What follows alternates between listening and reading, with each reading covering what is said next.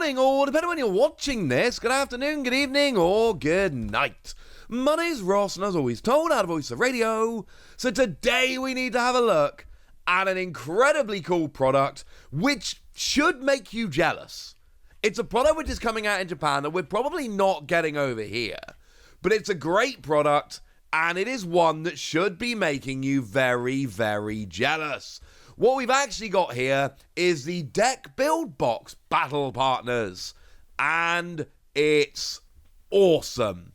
Brilliant product. I got my pre-order in for this one. I'm very happy about this. I didn't get my pre-order in for the INO or N card file sets, and I'm genuinely gutted about that because I have a largely Japanese collection, and those promo cards from there are, well, basically they're ones I wanted in my collection.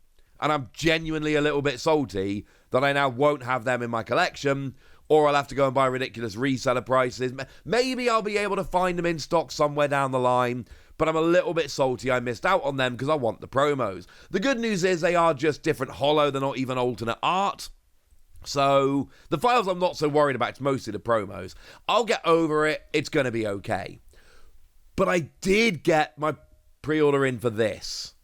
And this is another thing which, I mean, look, firstly, it's a great product.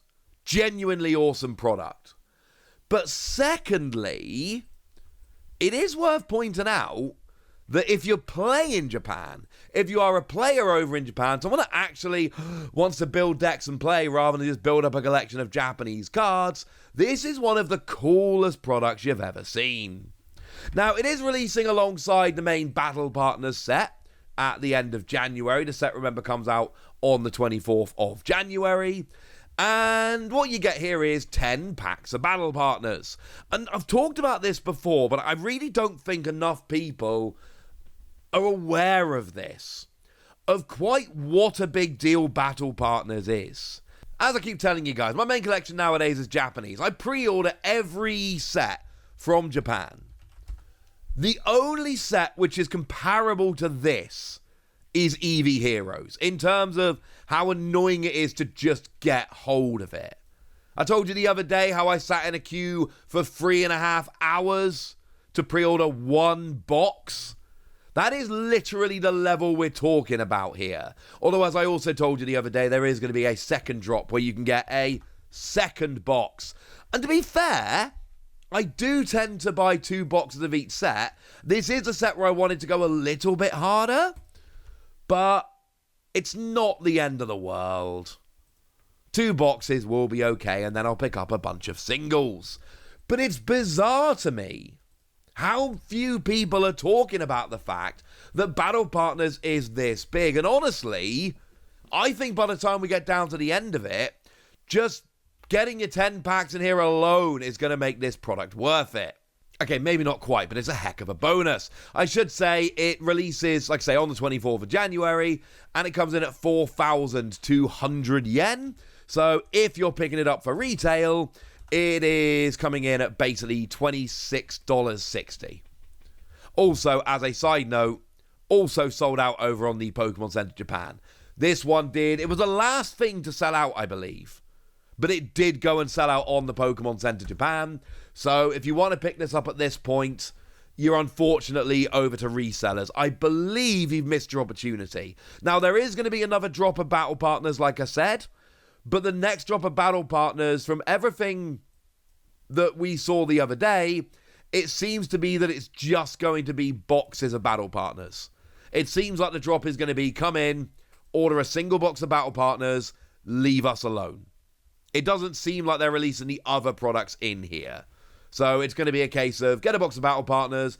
But if you want the N or Lily boxes, which I do, gutted.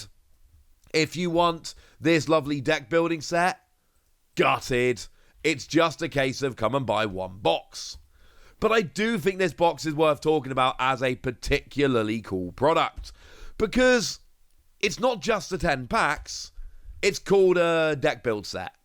And the whole point of this is, hey, want to come and build decks over in Japan? Wonderful news, we've got your back. It comes with a bunch of singles, including 2 of maybe the best singles around, Fezzanipity and Prime Catcher. Now, I didn't pull Prime Catcher from my boxes of SV5. It was really annoying, but I didn't pull it. And I didn't pull either this or Fezandipiti from my boxes of Terrestrial Festival. There's only 4 EXs I didn't pull. One of them was Fezandipiti. Boo!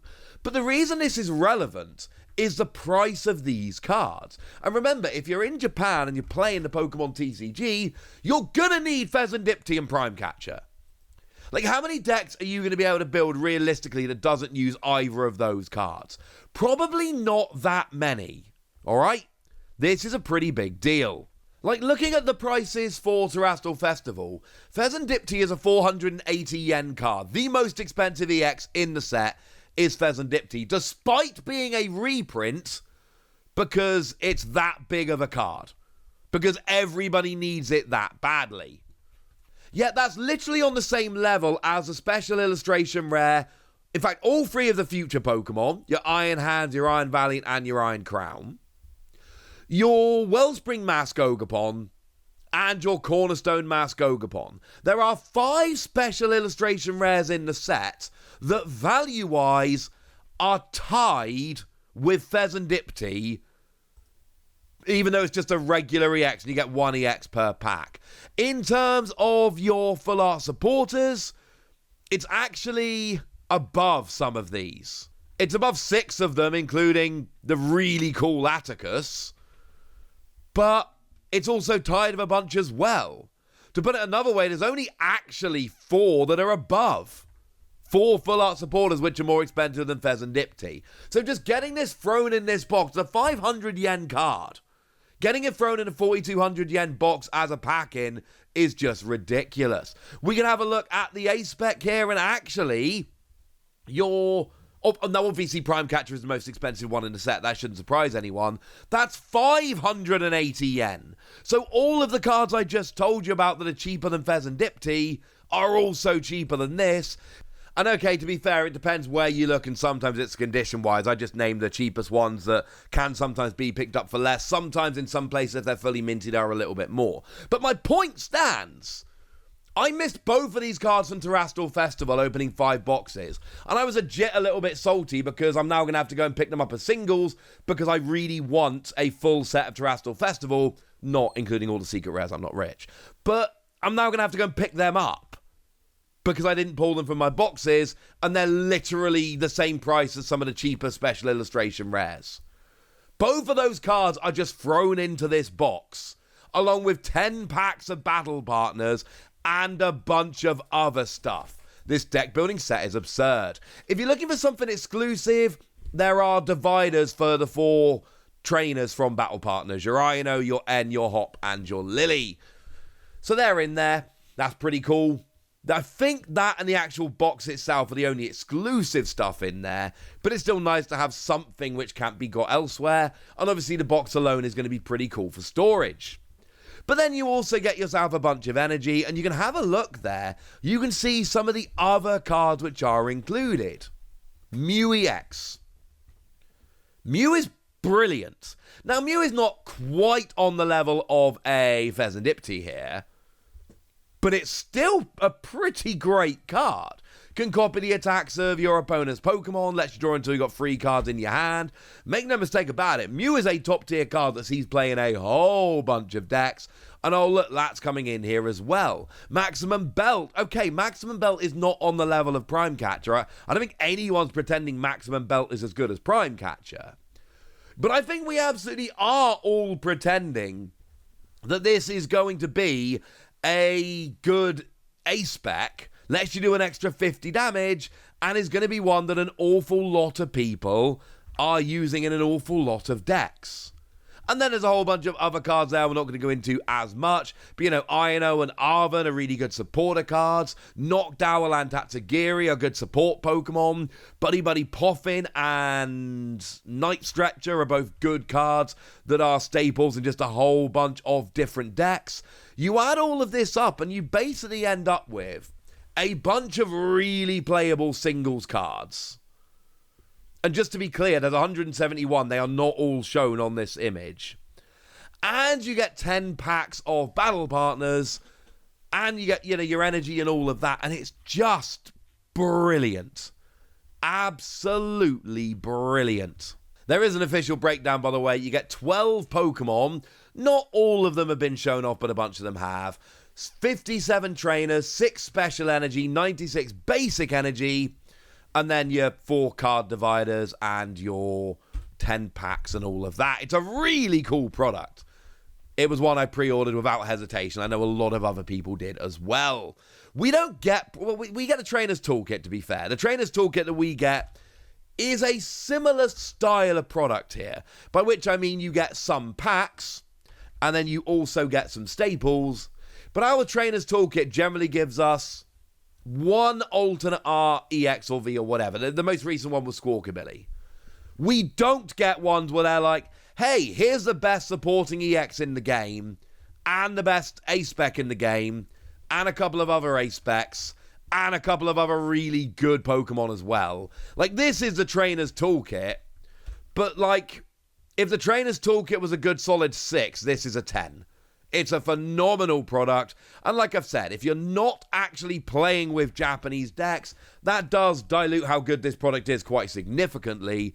But if you are over in Japan, or just building Japanese decks or whatever, this product is phenomenal. But I've told you all about it now, so now it's over to you guys. Is this something you'll be picking up from Japan? Is it something you would love to get in the West? What do you feel about this? Let me know in the comment section. Go nuts! Be nice. And then make sure you like this video, subscribe to this channel, follow me on Twitter at @TheWasi. That's where we talk about Pokemon and a whole bunch of other card games. And please do consider checking out patreon.com/PTCG Radio, where you can support the channel, get some bonus podcasts and all kinds of fun things. And get shoutouts on the channel like the lovely Nick Gleason, who's been a supporter of ours for a while now and is a very lovely person. At least they seem to be. So shout out to them for the support and the loveliness.